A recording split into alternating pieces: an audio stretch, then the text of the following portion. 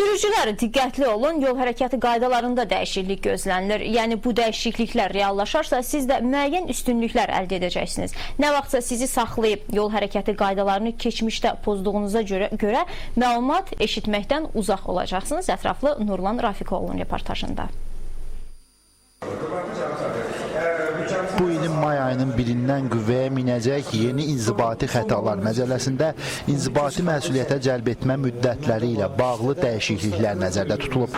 Daha çox yol hərəkəti qaydaları əleyhinə olan inzibati xətalara dəyişiklik Milli Məclisdə müzakirə olunur. Qayda pozan sürücülərin məsuliyyətə cəlb etmə müddəti 1 ilə qədər qaldırılacaq.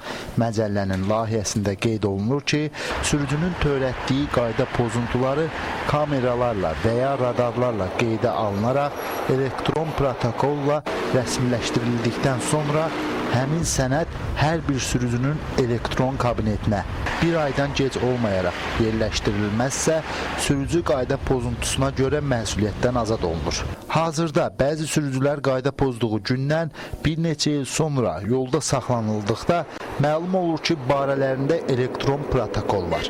Bəzən də elektron protokol sürücüyə göndərilmiş olsa da, avtomobil sahibi aylarla banka gedərək onu ödəyə bilmir. Çünki həmin protokol bankın və sürücünün özünün görə biləcəyi sistemə yerləşdirilmir. Buna görə də qüvvəyə minəcək bu qərar həm də sürücü və yol polisi aralarında yaranan narazılığı da aradan qaldırmış olacaq. Nəqliyyat üzrə mütəxəssis Ərşad Hüseynov bildirir ki, bu dəyişiklik həyata keçirildiyi təqdirdə avtomobil sahibinin qayda pozduğu gün ərzində məlumatlı olacaq. 6 ay bundan qabaq, 7 ay bundan qabaq sizin barənizdə elektron protokol var. O da heç bəzən xatırlayanmır ki, görəsən 6 ay bundan qabaq mən həmin yolda olmuşdum, yoxsa yox.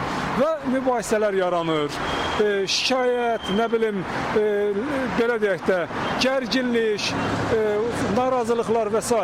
Bax, məqsəd ondan ibarətdir. Qısa müddətdə sürücüyə məlumat çatdırılacaq. Müsahibim onu da bildirdi ki, belə yanaşma qayda pozuntularının sənədləşməsi ilə bağlı işləri sürətləndirməyə və operativliyi artırmağa yönəlib.